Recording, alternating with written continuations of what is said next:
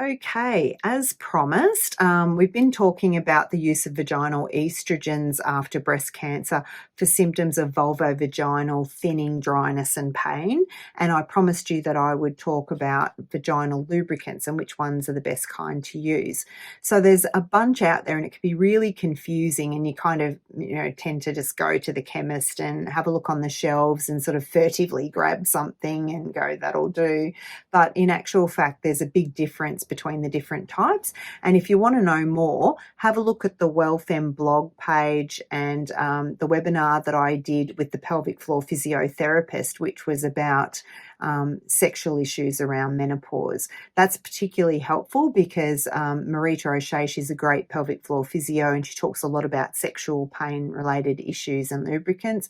And I was also talking a bit about libido in that webinar.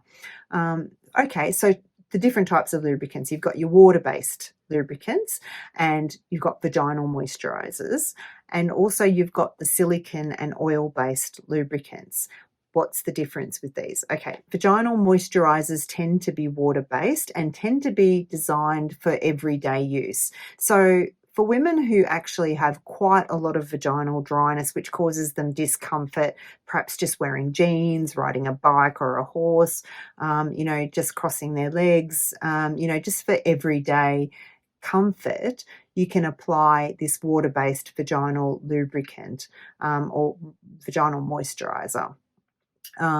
Think some examples of products in that category would be Silk, SYLK, which is a kiwi fruit based one, or Replens, which is another popular choice.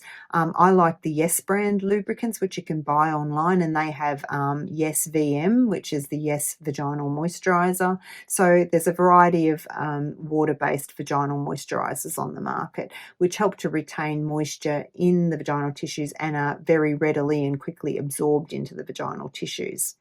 Now, those are not the best choice for actual sexual intercourse. Now, when you think about it, you don't want something that soaks in really rapidly, because if you're going to be having penetrative sex with a lot of rubbing going on, you don't want something that soaks in too quickly, because there's going to be this dragging and damagey kind of feeling going on. So what you're better off doing in that scenario is to use a silicone or an oil-based lubricant, which sits on the surface of the tissues and makes it glidier for longer. If you are using silicone sex toys, silicone coated sex toys, which I do highly recommend, I would avoid using any silicone based lubricants, because they don't play well with the silicone coating of the toys and can damage it, which means that you might get sort of bacteria harbored in the coating of the toy.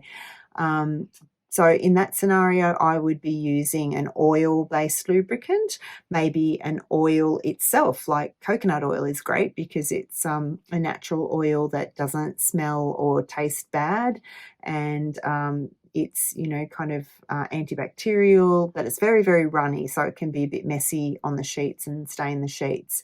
There are other varieties you can use. This is an oil-based lubricant, this Olive and Bee one here.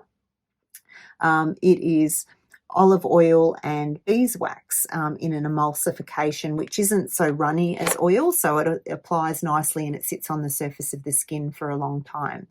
Now, the only thing with oil-based lubricants is that you can't use them with condoms. So if you are having a new sexual encounter with a new partner and you're using condoms, or you rely on them for contraception, you should go for silicone-based lubricants probably.